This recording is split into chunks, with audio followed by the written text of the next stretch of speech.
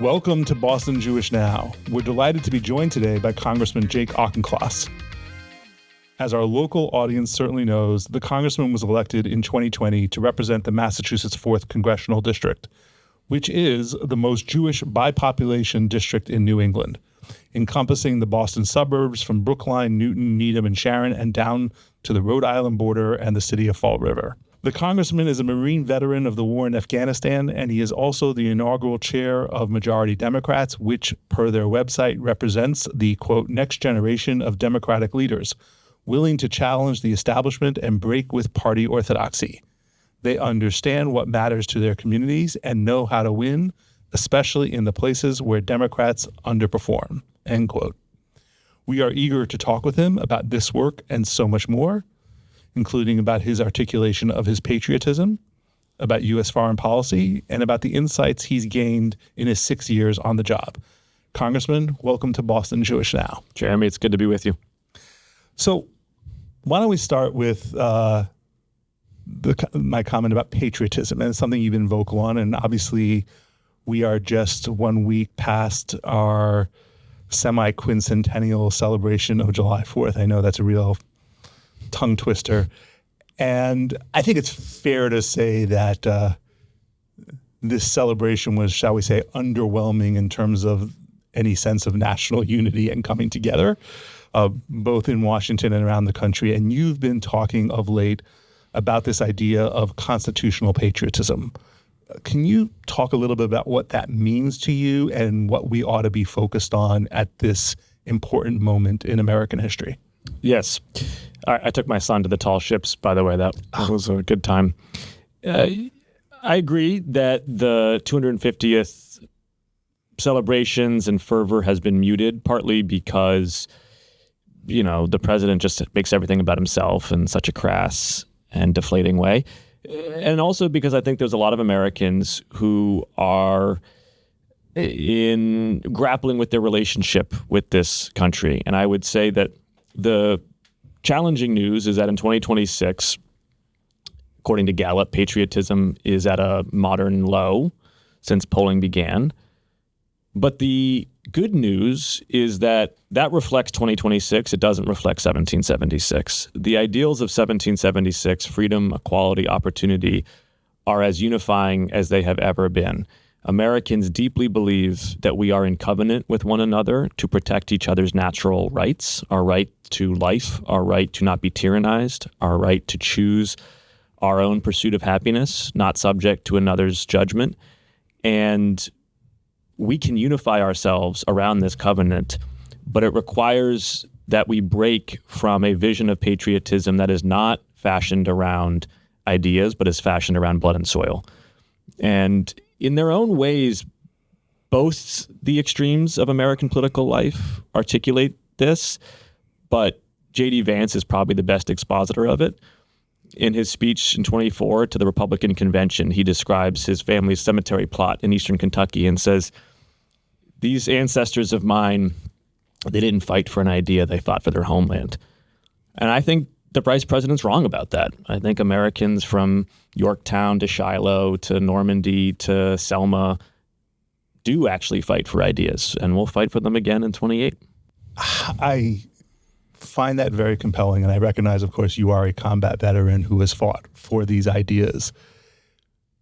What are these ideas, and how do we motivate Americans right now to actually fight for them? The core of the creed is that the circumstances of your birth should not determine the condition of your life. We can't choose how we're born. We can't choose our ancestors, but we can choose how we conduct ourselves in our life, how we take advantage of opportunity, how we pursue with work ethic and fair play the opportunities before us, and what kind of ancestors we can be to our descendants.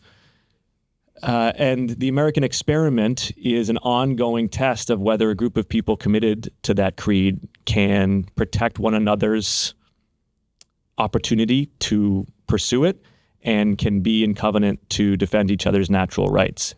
And when this experiment was started 250 years ago, the rest of the world just didn't think it was possible.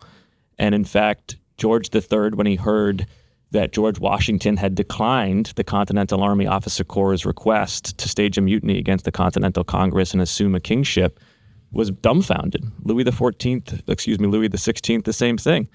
They just couldn't believe that somebody would turn on absolute power and instead entrust in the citizenry. And I think every year we're just trying to keep that trust with the grand experiment that Washington started. So I think, we're sitting here. You're a Jewish member of Congress. I obviously lead a Jewish network here in Greater Boston. And for much of the Jewish community, this idea of creedal America rings very deep. It's part of our narrative, and it goes back to clearly Washington and his letter to the Jews in Newport, and this idea of the promise of America for all Americans, the Enlightenment idea. And you also use the word opportunity, and there is the promise in there of opportunity. Now, I would venture to say, while conceding that most Americans ascribe to the ideas that you expressed, they don't participate in their politics, or they are not voting based on who's the most creedal candidate for public office. They're thinking about questions of opportunity for their children, opportunity to have a better life than the one that they have. They're thinking about challenges of, say, affordability around housing, these questions that motivate the American voter go beyond this idea of constitutional patriotism. What is the message to them about this moment when so many of them and us are feeling that this country is broken in ways that go beyond defense of democracy, so to speak? You're describing politics, right? Politics is the craft of injecting charisma into philosophy. And so it's incumbent on every generation of politicians to take these ideals and this creed and make it animate for the American public. You talked about most people are voting on opportunity and what they see ahead of them. I would actually diverge on that. I think if that were the case, we would already have seized the terrain, the political terrain that is necessary to win the debate. And all debates are won first and foremost when you decide what you are debating about, which, by the way, Democrats have not done a great job of over the last decade. We've let this guy dictate the terms of debate for a decade now. If we are debating opportunity, we're winning. Of course, there's different ways to talk about how to achieve opportunity. How are we going to talk about, wealth taxation to ensure income inequality? How are we going to talk about education? How are we going to talk about employment and apprenticeships? There's 10,000 ways to talk about opportunity in this country, and we should have fulsome debates. My concern is that we're not debating opportunity. Right now, the axis of debate in this country is grievance. And flipping it from grievance to opportunity is the great American political project over the next decade. Because the horseshoes of American politics are fundamentally grievance-driven. And if we can flip that to opportunity debates, then you can animate the center. When you talk about a politics of grievance and the extent to which others have owned the debate, and I assume you're referencing the president in this conversation, what are the grievances that I would say maybe resonate for you? I mean, these are not voters just animating themselves over nothing. So what are the grievances that you think that you and others like you, part of majority Democrats, actually need to address in order to succeed? I think they're overlapping, but foundational to me is that in the last 50 years, baby boomers have accumulated something like $100 trillion of assets, and millennials and Gen Z got TikTok. And I think a lot of younger people feel like that was a bad deal. And they don't see the same upward mobility that their parents and grandparents had a chance to achieve. An excellent education by the time you're 18, a home of your own by the time you're 30, a dignified retirement by the time you're 65. And I'll go toe-to-toe with all the economists who will point out to me that in real terms, American standards of living are higher than they've ever been. And in fact, a middle-class millennial has more disposable income than a middle-class baby boomer did in the 1980s. I hear it. But the point is, that's not how humans evaluate their well-being. Humans don't take a 50-year longitudinal look back on standards of living and test microwaves for different efficacies and say, oh, my microwave per dollar is more. That's not how people evaluate. People evaluate things in terms of relative, not absolute well-being. And they look around and they see radical expanding wealth inequality. And they see, I think, a downwardly mobile generation. And that, in terms of relative well-being, feels like they're getting a worse deal. And that has always been the germ of political instability, is when people feel downwardly mobile and hopeless. So this is something that clearly the extremes in both parties have picked up on, and certainly the MAGA movement comes out of this playing into the fears and the anxiety of the downwardly mobile, the sense of despair or the loss of country by some who are now on the right. The left is also playing into this. We certainly have seen this in recent elections in New York. We have seen this in some primaries around the country where there's a real fight between what's being framed as like the establishment and the anti-establishment within the Democratic Party. Yep. And we have seen, frankly, at both ends of the ideological spectrum, this desire to tell people who is to blame for this. Who is the other, whether it's the Jews or Israel or immigrants or the capitalist economy or people in Washington. There's a lot of like, who's to blame for your downward mobility and othering. What distinguishes your message in this regard from those who are more to the left of you in the Democratic Party, including, those who you've been outspoken about them not representing what represents majority Democrats? So you're right that fundamentally it's fear, and the narrative has always, on both sides, relies on a zero-sum mentality. If others get more, you get less. On the right, that tends to be characterized by an anti-immigrant thesis. On the left, it's more of a sort of anti-neoliberal, maybe, thesis, you could say. What differentiates, I think, what I would want to offer is, first, I have a positive-sum view of the world. I don't think that someone else's improvement in life necessarily needs to be the detriment of your own. And in fact, whether we're talking about immigration or trade, it can be a positive-sum endeavor. That is not a rubber stamp for 1990s neoliberalism, which I think is rightfully been criticized for the financial crisis that enveloped us in 2008, for wars overseas that reflected hubris, and nor is it a rubber stamp for, frankly, the immigration policies under Joe Biden that did open the border and led to a sharp whiplash that we're now dealing with Donald Trump, which is cruelty and oppression of our immigrant neighbors. I think we do have to wrestle with a lot of the challenges of the last 30 years, but we should do so in a way that is, I think of it as self-consciously cross-ideological. Drag and drop good ideas wherever they exist and use it to fashion a new center, and then inject some charisma into that center so that people can start to pay attention. So the left will talk about wealth taxation. We should have a national wealth tax. 10% of this economy is running away from the other 90%, and that's not sustainable. Now, is a state-by-state wealth tax something that is achievable? No, because I think capital is pretty mobile, and that's not really going to work very well. But at the national level, where you do it through eliminating the step-up in basis upon death so that you tax capital gains of the wealthiest, and you make it so that someone who inherits $1 million pays the same rate as someone who earns $1 million, that's just fair. That's deeply American. That's deeply supportive of the American creed that the circumstances of your birth shouldn't give you an advantage in life. So we should take that idea from the left. The right often embraces faith, family, and the flag. We should do that. That's like those are things that we should embrace. Those are the sinews of our civic life that we absolutely should support.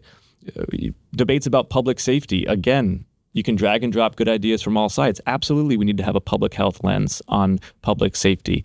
Incarcerating people who are dealing with substance use or mental health disorders is clearly not the way to improve our downtowns. And at the same time, there should be penalties for shoplifting. You walk into a CVS and everything is behind lock and key because there's just no rules about that's not fair either. So sometimes we make this too hard on ourselves.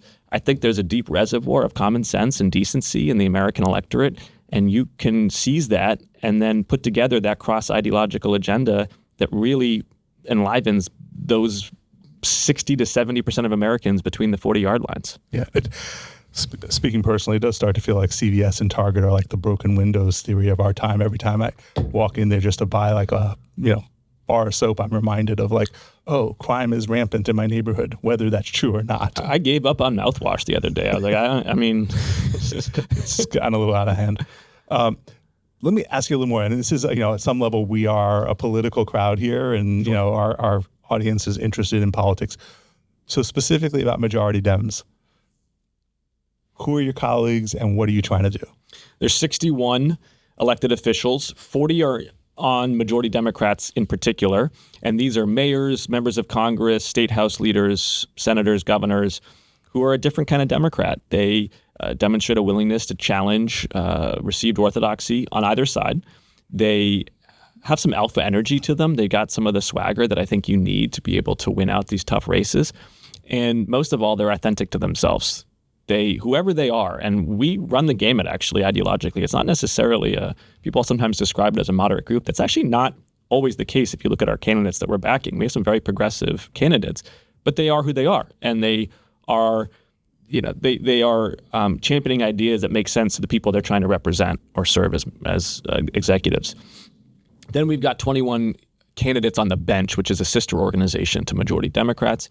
These 21 candidates are expressly House and Senate, trying to flip the House and Senate for 26. And they're all in battleground seats.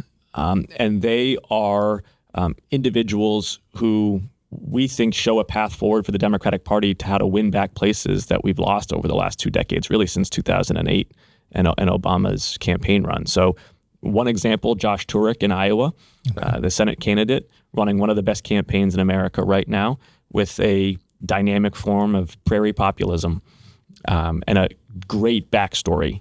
Another example would be James Tallarico in Texas.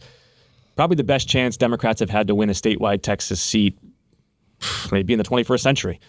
And he's doing so with a message of sort of love thy neighbor Christian populism that maybe wouldn't light a fire in Newton and Brookline, but it's authentic to Texas, right? Like, that's great. And I know James well, and he believes what he says, and he says what he believes. And I think that's so refreshing in the Democratic Party. A third example, Nancy LaCour in South Carolina. Nancy is a vice admiral who was fired without cause by Pete Hegseth and wasn't done serving the country. And so she came home to South Carolina and is running to flip a very tough seat. And I think she's going to do it. This wasn't where I was planning on going, but since you mentioned her as someone who served with distinction in the military, what's your take on sort of the way Hegseth is handling personnel? Certainly, from where I'm sitting, it does feel like he's really both politicized personnel and intervened in a way that is almost unprecedented in the history of the armed forces. Yes. He's totally incompetent, first of all. I mean, this is a man who took a couple of nonprofits earlier in his career, ran them into the ground, had a decade's worth of, I would say questionable judgment in the intersections of his personal and professional life, and then got elevated to be Department of Defense Secretary, and I think pretty predictably has done a terrible job. Not just in terms of personnel, which you're right, he's been arbitrary and capricious, but in terms of the actual execution. I mean, you look at the war against Iran, for example. When they asked years ago, they were drawing up scenarios for a potential war against Iran. The generals in charge of that, the first thing they put forward was, well, Iran's response would be to try to close the Strait of Hormuz. And so you need to have a plan between the Fifth Fleet and Central Command to prevent Iran from exercising that choke point control. Pretty clear that our secretary did not get that memo and certainly didn't implement it. So since we're talking about Iran, and you brought it up, let's stay there for a bit. We're recording here on Monday, July 13th. The Strait of Hormuz is, at least as a few hours ago, it's closed. It seems that the U.S. and Iran are once again exchanging fire in the last several hours. For all of the talk of agreements, memorandums of understanding, this has been going on for a while now, and it feels like it's hard to predict what's going to happen in 48 hours, but it also doesn't feel like the end of this is imminent in any meaningful and lasting way. At the same time, and I want to say for our audience and for you, and you and I have talked about this, we at JCRC, the very first day when the war broke out several months ago, we were very clear in our statement about the importance of congressional oversight and that war powers belong to Congress. When the memorandum or interim ceasefire was announced, we reminded our community that despite our broad diversity of views about foreign policy within the Jewish community, which I know you've heard a lot about over the years, one thing on which we have been fairly unified and consistent is the role of Congress in any agreement. And, back in 2015, when President Obama brought the JCPOA to fruition, we and many Jewish organizations advocated very publicly for the congressional role in that process. Where are we now today, from your perspective, not just on the war in Iran, but on Congress's role in the war? Failure. The Iran war is the first instance in American history in which a United States president has started and lost a war all by himself. And I say that as a member of Congress who considers the Islamic Republic to be evil. It's the world's largest sponsor of terrorism. It immiserates its own people. It attacks both American and Israeli civilians and troops. It funds proxy terror forces to the detriment of stability, commerce, and ties of culture throughout the region. And yet this war was absolutely a predictable failure. And I said that on day one. It was also illegal on day one. There's been some talk that somehow it didn't become illegal until day 60. That's not true. The War Powers Act makes clear that a president can engage troops in warfare for two reasons. One, Congress says so. And two, imminent threat to the United States homeland. Neither of those things existed on day one. It was illegal. He engaged in this hostilities without consulting Congress, obviously, without consulting allies, and frankly, without consulting his own national security team. It was his comms director and deputy comms director who were in the national security, or the situation room, when he gave the go. And what we have seen is that the United States played its top strategic card, which was air dominance, and Iran played its top strategic card, which was sea denial, by exercising choke point control of the Strait of Hormuz. And while we sustain our air dominance over Iran, they have trumped it with sea denial. And thereby they are strategically stronger now than they were before this war began, even though they are operationally degraded. And that distinction between strategy and operations is an important one. There's three levels in military planning. There's tactics, then operations, then strategy. Tactics is what, captains like me used to do, take that hill. Operations is theater level. And then strategy is the kind of thing that a president and his joint staff should work on. And the president just doesn't understand that you can be operationally excellent and strategically imbecilic. And we can tell he doesn't understand that because he's doing it. Mm-hmm. He keeps directing the military to bomb more stuff. And they're doing it. Our United States military is very good. And I'm just getting these echoes of Afghanistan. We never lost a single firefight in Afghanistan. 20 years, every time we saw the Taliban, we won. But that wasn't the point, was it? The point was that there wasn't a political endgame that you were actually shoehorning military operations into. And so this president is using and abusing the operational excellence of the United States military without a strategic endgame. And he's just getting beaten and he's getting embarrassed. And it's expensive for my constituents here in America who are paying more for everything from food to gasoline. And it's deeply detrimental to the security of all of our allies in the Middle East and Israel in particular. So we'll get to Israel in a moment, but before we do, I want to come back to the question of Congress and the role of Congress and where do we go from here? And I know you're a Democrat, you're a partisan Democrat, you just talked about, majority Dems. So the answer is not just Democrats retaking control of Congress. One, because I know you're going to give that answer, and two, because that's, if it happens, it's still at least, 7 months off until January before that would change the role of Congress in terms of the war. So right now, you're going back to Washington this afternoon. What is the role of Congress right now in this moment with regard to the war, and what can you do about it? So one, it is to keep putting congressional Republicans in between the vise of truth and Trump.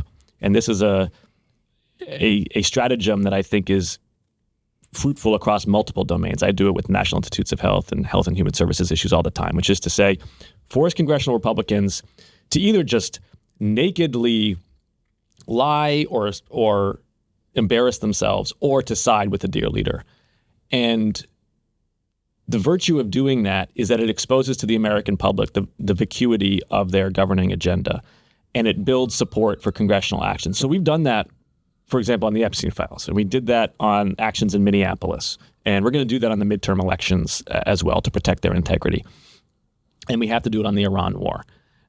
And it does build public pressure on congressional Republicans. And we saw that because the first couple times we tried to pass war powers resolutions, they didn't succeed, but then we did pass them in the House, and same thing in the Senate, and same thing on support for Ukraine against Russia in the Senate, right? Like, I understand that it doesn't grab headlines the first time in the way that his actions do, but that slow and steady congressional pressure, that ratchet effect, does matter. And it matters in setting the political conditions for a repudiation of his approach, both now and after the midterms when we hopefully have majorities. Number two is we have to be prepared to reject any final agreement that he tries to push down Congress's throat regarding Iran. I've always been clear. When Biden was president, I was clear. I'm clear when Trump is president.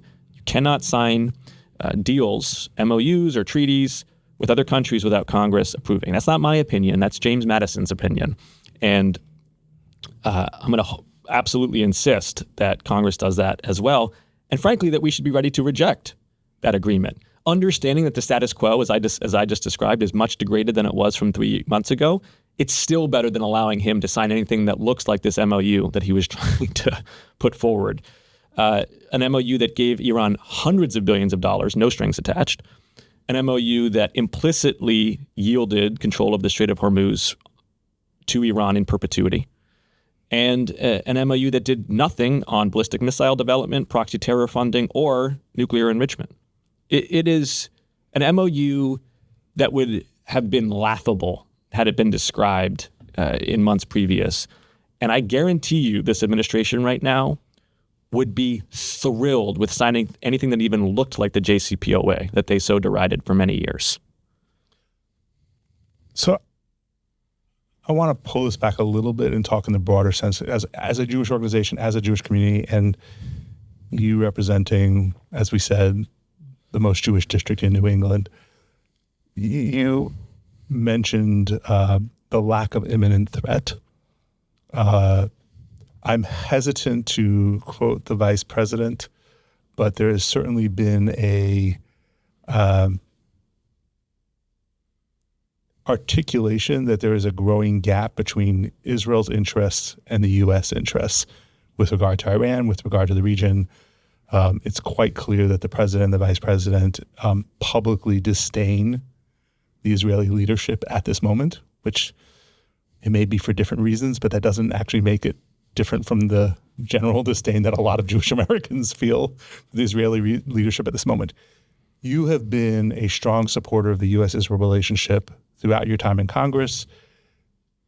You clearly understand that we in the Jewish community support and are committed to the people of Israel in diverse ways.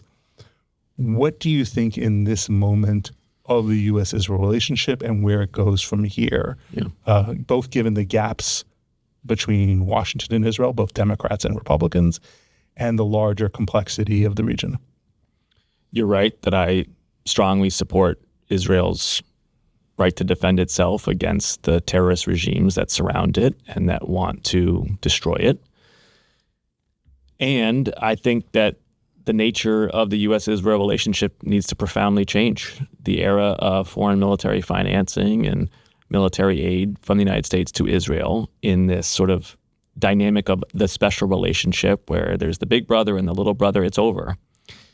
And you can accuse Netanyahu of a lot of things, but being a dumb politician is not one of them. And he sees the writing on the wall here too. Months ago, he said Israel's probably done with FMF from the United States, with foreign military financing from the United States. And that's him getting ahead of a dynamic that is clearly going to unfurl in the next iteration of the Memorandum of Understanding between the United States and Israel, where our support for Israel's defense through Iron Dome and through David's sling and arrow should be ironclad, where there should, at least as a principle, be support for Israel's qualitative military edge. But FMF for F-35s and air targeting systems, in which there's a direct grant from the United States and Israel, is no longer either geopolitically or here in the United States domestically sustainable, or I would argue necessary. Israel is a rich and technologically sophisticated country, and our focus should be on deepening its ties with its Abraham Accords allies and getting Saudi Arabia into the Abraham Accords. Because right now, as much of a catastrophe as this Iran war has been, there is at least one faint silver lining, which is there will be increased demand for both technical and logistical support for ties of energy, infrastructure, and defense between Gulf states, Israel, and Saudi Arabia. They got to defend their oil and gas fields now. They got to build pipelines to circumvent the Strait of Hormuz. They need to be collaborating on air defense issues as well. So the project before the United States and Israel for the next MOU is how do you knit together the Abraham Accords as a self-sustaining set of ties of commerce and culture and defense, and how do you get NATO and the Abraham Accords more closely intertwined as well through acts like the Eastern Mediterranean Gateway Act, which takes those defense and energy ties. You may need to drill down on that one a little bit, even for our audience. Yeah, basically it takes the energy and defense ties that I'm describing from the Middle East, and it starts to pull them into the Eastern Mediterranean and thereby into the European Union and NATO. Because the goal here is from Ukraine all the way through to Israel and ultimately India, you want these, what's been called the Golden Road. You want energy, infrastructure, logistics, defense ties that really stabilize and strengthen that landmass in a way that counters China's Belt and Road Initiative, China, Russia, Iran, and in a way that allows the United States to orient towards the Indo-Pacific, where we've got our hands full and where we need to be investing more and working more closely with those allies. Let me ask you, what do you say to your constituents, Jewish community members with a diversity of views? You know, we're talking about, we hold as our membership people who are involved in AIPAC, in J Street, in ADL, AJC, a broad range of organizations with different commitments. What would you be saying to the Jewish community, and what are you saying to the Jewish community about how we need to think about the U.S.-Israel relationship in 20 years? And what would your advice to be to your constituents right now who are advocating to you and other members of Congress on this issue? Well, I want to be a little bit humble in dictating the U.S.'s relationship in 20 years. Think about how wrong we all would have been 20 years ago, right? So I don't know that I claim a grand theory of the case. What I claim is a commitment to Israel's security. What I claim is a deep understanding of the diversity of opinions within the pro-Israel community and what is necessary to sustain some commonality amongst that diversity. You represent that. You said earlier that I represent the most Jewish community in New England. That is true. Probably about 100,000 Jews, a major community, and also very ideologically diverse. And so I get to swim in that current. And what I would say is a U.S.-Israel relationship that was premised on the security of Israel as a Jewish democratic state, that divorced itself, though, from direct military ties that skyline that alliance in a way that is ultimately counterproductive, frankly, in the politics of both countries, and that prevented the United States from getting enmeshed in further Middle Eastern wars, is where the great consensus, I think, is headed. It's my sense in the Jewish community. And I think it is paired with growing alarm about anti-Semitism. And you and I both have seen and recognize how intertwined anti-Zionism and anti-Semitism can be. Not necessarily have to be, but certainly have become so in so much of the discourse on these issues. And what I sense from the Jewish community that I represent is that, especially as I think about their kids, anti-Semitism here in the United States is becoming foregrounded as the number one issue. even above and beyond particulars of the U.S.-Israel relationship. I don't know if you would agree with me on this. From where I sit, it feels like in 2028, both major parties will have at least one serious, credible candidate in the primaries for president who is explicitly opposed to the commitments that you've expressed around the U.S.-Israel relationship. Certainly, the vice president of the United States is talking the way he talks because he's made a calculation that plays well with a certain kind of, let's just say, millennial men on the right, for example. I'm not going to ask you to criticize specific colleagues of yours, but there are certainly colleagues of yours who are specifically centering the U.S.-Israel relationship in their pre-campaigns for president. How do we rebuild a consensus around that commitment, not to necessarily the funding, but to the overarching commitment to Israel's security in a very difficult region? Yeah, well, so there's no, you'll be shocked to learn, silver bullet for this. You're right, and we had talked about grievance as fueling the horseshoes of both parties at the beginning of this conversation, and Israel is a major element of this in ways that kind of continue to astound me, really. The scapegoating of the Jewish state for seemingly unrelated ills is a very common trope in both extremes. And unfortunately, I don't think that is news for the Jewish community, right? They get scapegoated in different ways on both sides. On the extreme left, it's more as sort of like the embodiment of colonial settlerism, settler mentality. On the right, they're not American enough and not they're sort of a embodiment of the global cabal. Right. There's a sense on the right of like we're wasting American blood and treasure for an interest that isn't ours. Yeah, and yet like not radically different. Like you can read a speech. I was reading the speech from this guy running for governor of Florida. Some guy who's not going to win for governor of Florida. I forget his name, but he's a hard right, 20-something social media influencer. But he's packing rooms with young people, which is why I'm paying attention because I'm seeing what's coming. And you read his speech, and it's honestly, you can drag and drop that speech with maybe one or two nouns differently onto a potential speech from someone on the hard left. So it's interesting you bring him up because there was a report this morning about some of the PACs that are supporting him, and some of the donors are the same donors who are supporting some of the hard left candidates as well. Yeah, it's I didn't know that. Doesn't necessarily shock me. But here's some approaches that we have to take in the years ahead. One is leadership.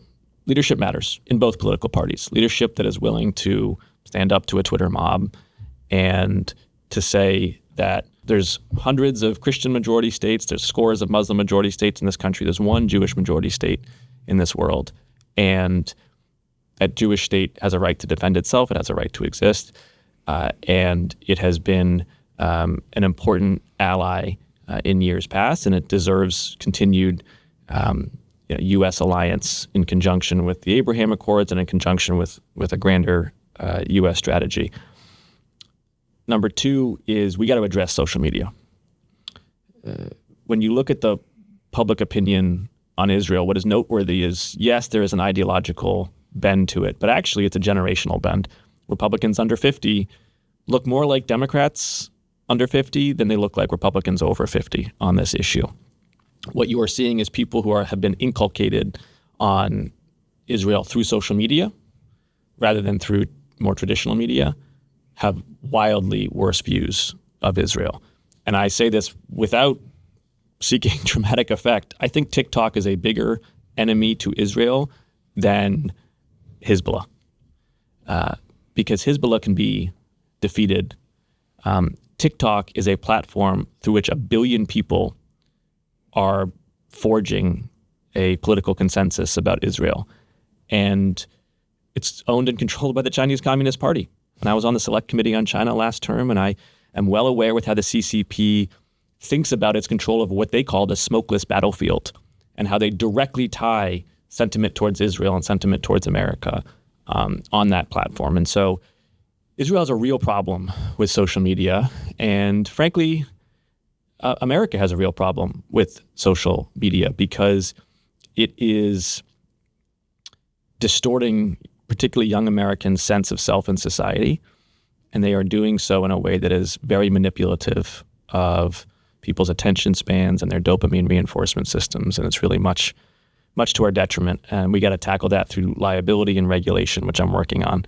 And then the final issue is education. And the Jewish community has always recognized this.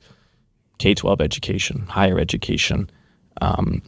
We've really got to knuckle down and muscle up in how we engage on those issues, everything from curriculum and pedagogy to school committees, and making sure that we're arming the next generation of citizens with the critical thinking that they need to not fall prey to the easy tropes of anti-Semitism. And your work on this, Jeremy, with the First in the Nation Commission on Combating Anti-Semitism, I think has been a critical example. And your support for that process was incredibly valuable to us that were doing the work on Beacon Hill. So thank you for that. Speaking of thank you, or more like actually an apology. So coming back, staying with this topic of anti-Semitism and anti-Zionism, which are parallel and overlapping in many, many ways. You have been at times outspoken about rising anti-Semitism on the left, including in politics, including when it's been inconvenient to the Democratic Party to talk about it. And you have been explicitly attacked, to use the example, when you spoke out about the Senate race in Maine. Hassan Piker and others came at you on social media with explicitly anti-Semitic rhetoric about you being a wholly owned, property of a foreign government, so to speak, amongst other things. I guess not the apology from me, but I think I would say there are many people in the Democratic Party who right now owe you an apology, for not standing with you when you were calling something out in Maine that should have been called out by everybody, and frankly owe you an apology for not standing up to anti-Semitism on the left directed at you, which I know it's not the first time that has happened. Given that, and given your prominent role as a Jewish member of Congress and your willingness to stand up as what do you advise our community about this horseshoe of rising anti-Semitism on the left and on the right in our politics that is impacting our sense of self, our sense of belonging, and frankly, to quote Yehuda Kurtzer of the Hartman Institute, our sense of being politically homeless for a rising number of American Jews? The people who are owed an apology is Jenny Rassicott and Lindsay Fifield, particularly Lindsay Fifield, a woman who accused Graham Plattner of sexual violence and was dismissed, frankly. And she was dismissed because she was a Republican. And anybody who did that to her owes her an apology. Nobody owes me anything. I do want to see Democrats do a better job, though. 10 years ago, Republicans decided that character doesn't matter in politics. And we've seen them devolve into a cult of personality that's ruined their party. And Graham Plattner demonstrates to Democrats the hazards of agreeing with Republicans that, character doesn't matter, and say things that inspire the base and will turn a blind eye. Doesn't work. And I'm glad that the party wised up and rejected him. But we also need to take it as a real warning and do better, because character should matter in politics. So do a little bit of lightning round. I think people are curious. Finishing up your third term, I'm mindful that the first week you were on the job was January 6th, which doesn't sound like a lighter topic, but I remember sitting down with you a couple of days after that, and I think you were very much mindful of first week on the job was not what you expected it to be, to say the least. So let's pull back a little bit and just talk about the job and sort of some insights that you gained over 6 years. Like, what part of being a member of Congress is most important and least visible to your constituents? Most important and least visible, I'll give a two-part answer to that. One is good old-fashioned constituent services. My office last year won the Congressional Management Foundation Award for Best Constituent Services, and that's an award I'm really proud of. And It's really my staff's award. It's not my award. But I would say something like 80% of politics is picking up the phone.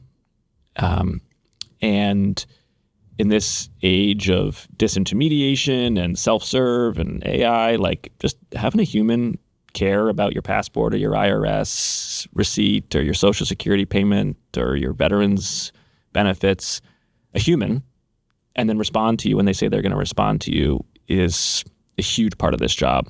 And it's something that on day one I took really seriously. I was a city councilor before this and did all my own constituent services and had a sense for how impactful that is.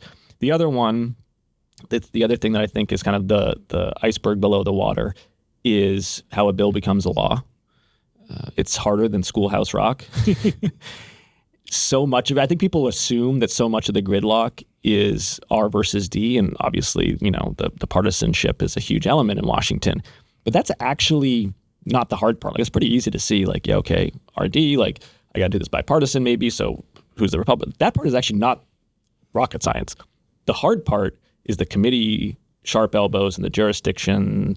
And, you saw this in New York when you were working there, I'm sure. But, like, it is really hard to thread legislation through multiple committees of jurisdiction in two chambers and then get it to the floor when, there's so many rooms where negotiations are happening along the way, and getting into those rooms, figuring out what interests are going to be represented in those rooms, coming up with arguments to deflect, like, it is challenging. And so I do a lot of work on biotech and drug pricing issues. I do a lot of work on social media regulation. And on both those issues, there are lots of stakeholders and there's lots of committees and there's lots of opinions. And kind of corralling those together is a tremendous amount of work. And it's not work that, like, is easy to write home about because it's like meetings, right? Sure. But it's work that ultimately crystallizes in legislation and policy changes that matter. So building on that, it's very popular to beat up on Congress and talk about how Congress isn't working. And we even did a little bit of that in this conversation, talking about war powers. Are there some places, maybe not always seen by the public, where Congress is serious, functional, and doing its work well? Congress deserves to be beat up. I'm very frustrated with Congress because we, and I say we, but really, let's be blunt, it's Speaker Johnson, are vacating our institutional prerogatives. We're Article 1. The Continental Congress existed before the executive branch did. Like, it's Article 1. And we have yielded way too much institutional power. This is going to accelerate now with recent Supreme Court rulings that allow the president to hire, fire independent agency heads at will. It's a dangerous precedent to set. And so there needs to be a bipartisan project. I doubt it's going to happen under Trump, but at least the conversations can start under Trump. But it needs to be a generational bipartisan project to take back power to Congress over war powers, putting teeth behind our war powers resolutions, for example, through funding mechanisms, over trade, so that we're setting tariff rates in a way that's legible to families in the business community, over border security measures, over posse comitatus and law enforcement measures, over appropriations, over pardon authority, over independent agencies. Like, we got a lot of work to do in Congress, and none of that necessarily needs to be partisan. And in fact, the Republican heritage before this cult of personality took over was one that was traditionally skeptical of executive power, right? They kind of assumed the Whig tradition of skepticism of executive power. I think Democrats should take that Whig tradition now and be the ones that carry it forward, because clearly this group isn't. But yes, even despite this dysfunction, there are areas where quiet Congress is plugging ahead. We did some good work on drug pricing by beating back pharmacy benefit managers owned and controlled by the health insurance corporations, and they've been rent-seeking and price gouging. Just passed housing legislation that's meaningful. Hundreds of thousands of housing units across the country will be built because of that bill, and makes a dent in a real shortage. Passed without the president's signature.